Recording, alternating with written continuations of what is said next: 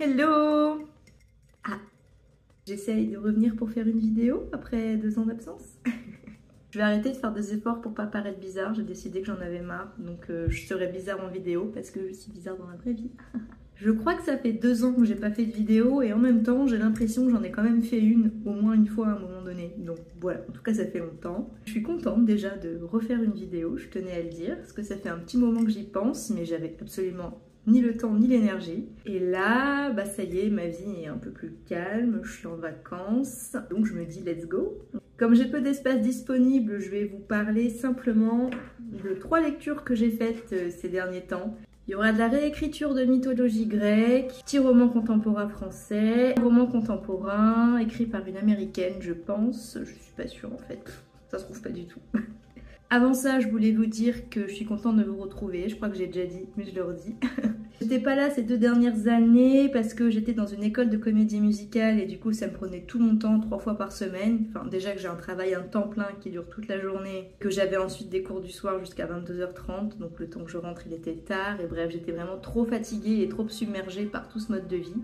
Et là bah je vais essayer de revenir petit à petit. Je commence avec une vidéo lecture parce que c'est ce que j'ai souvent fait sur ma chaîne et c'est ce que j'ai envie de faire pour l'instant. Sinon, qu'est-ce qui s'est passé en 2 ans? Il y a eu cette école de comédie musicale, je change de travail, enfin je change pas de travail mais je change de librairie.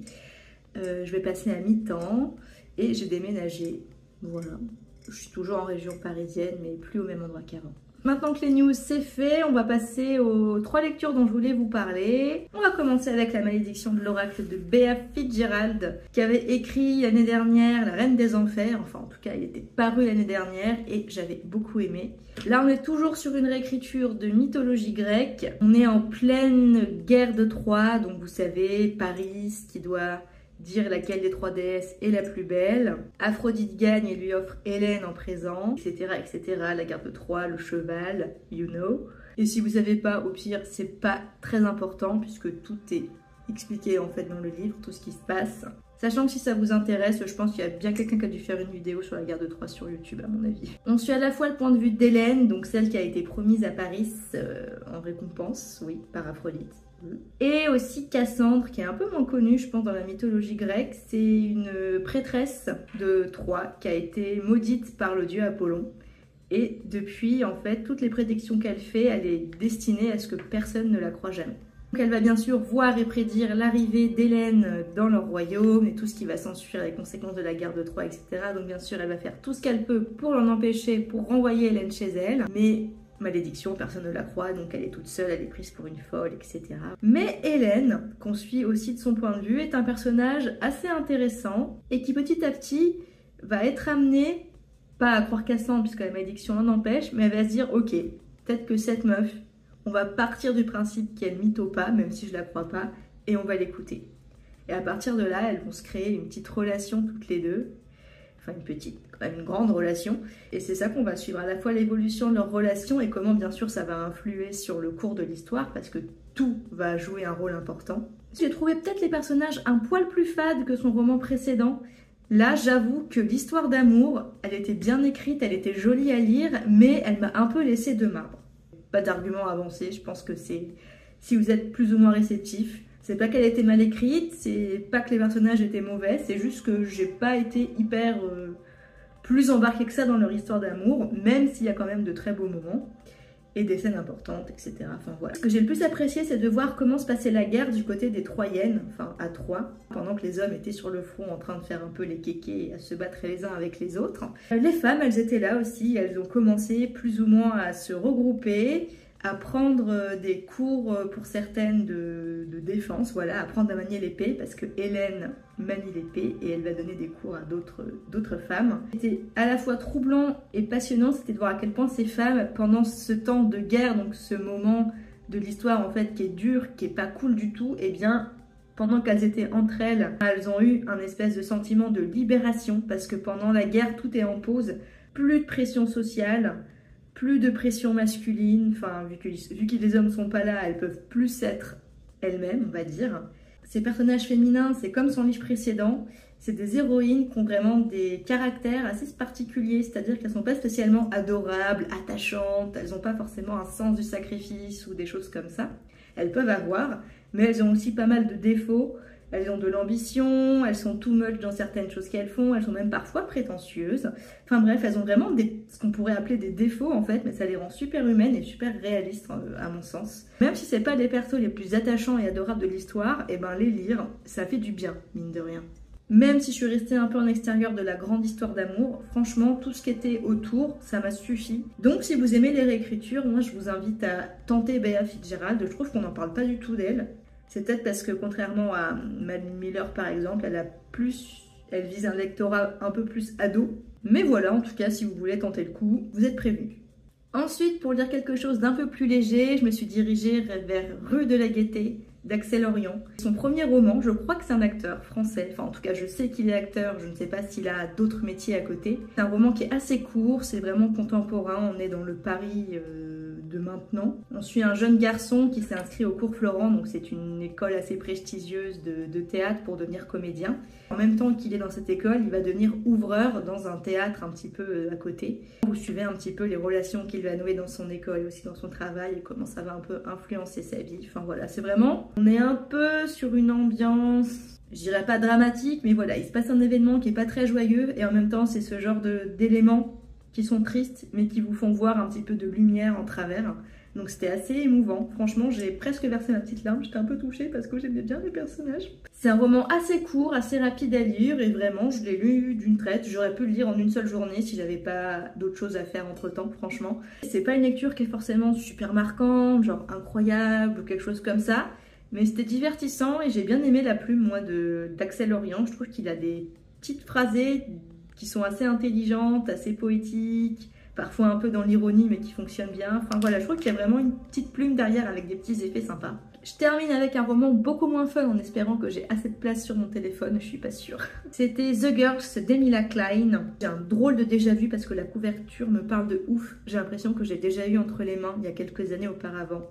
Et c'est une lecture que j'avais dû abandonné. Alors je sais pas ce qui s'est passé, genre je l'ai eu et en fait je me suis dit je vais pas le lire. Enfin bref, je sais pas ce qui s'est passé mais genre un déjà-vu chelou.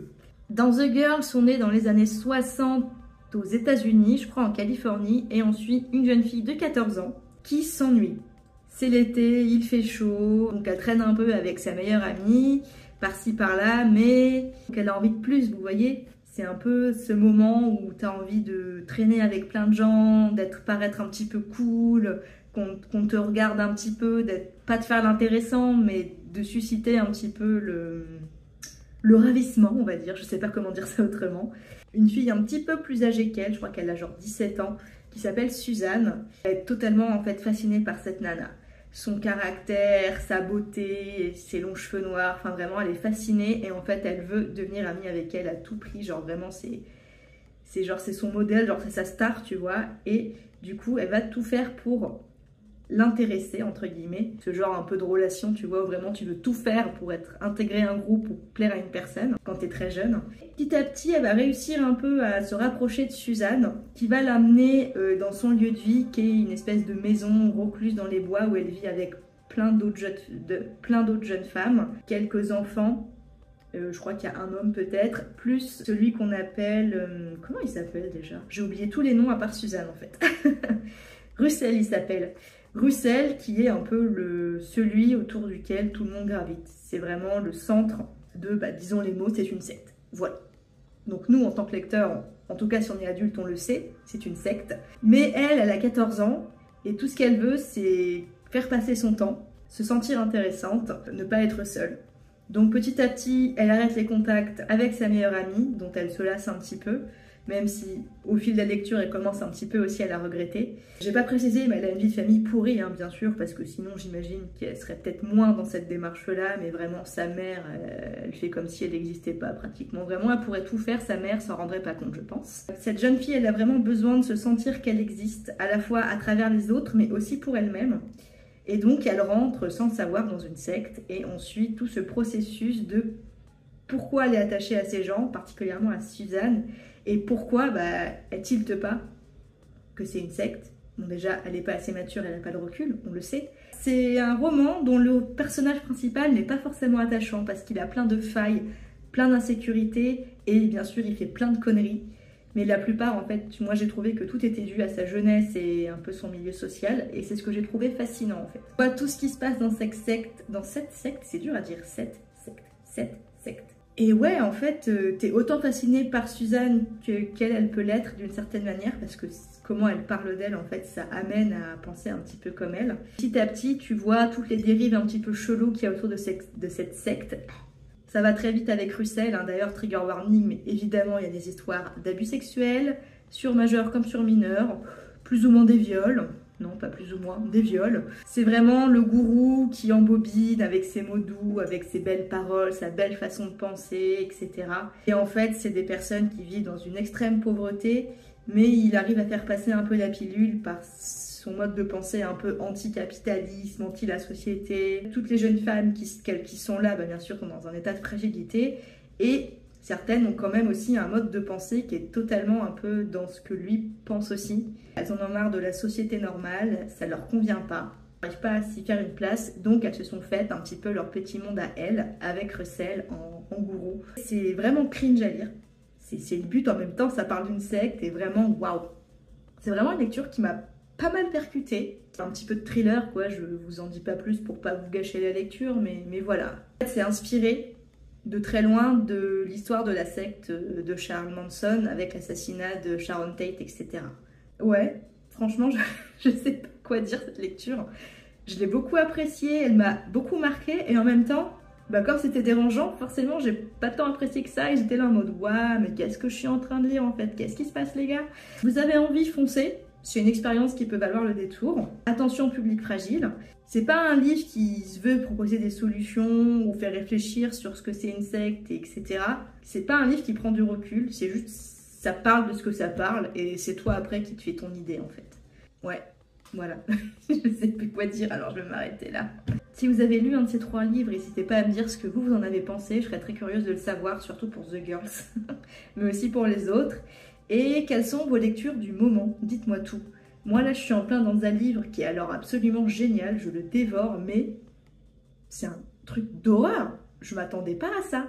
Les voleurs d'innocence de Sarah Walker que j'ai dans ma collection poche de chez Totem, donc dans ma collection Totem poche de chez Galmaster. Je l'ai acheté parce que je me suis dit génial, un nouveau Galmaster qui a l'air hyper traumatisant. J'adore Betty, My Absolute Darling, tout ça dans mes top lectures, même si elles sont affreuses. Let's go, un nouveau trauma, ouais. Je m'attendais pas à ça en fait. Je m'attendais pas que ce soit genre un truc à la limite du fantastique et qui soit aussi flippant. J'étais pas prête. C'est vraiment un livre d'horreur ce truc. Et je suis à la moitié, donc écoutez, je vous en reparlerai plus tard. Je vous laisse là, je vous fais des bisous et puis on se retrouve très bientôt j'espère pour une prochaine vidéo. Ciao!